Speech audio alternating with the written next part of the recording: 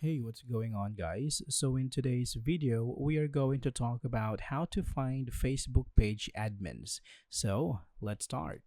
Now, the thing is, Facebook doesn't have a function that you can just look up the page admins. So, there is no way to exactly know who the page admins are or is, but there are a few tricks that you can do to have an idea of who the admin is.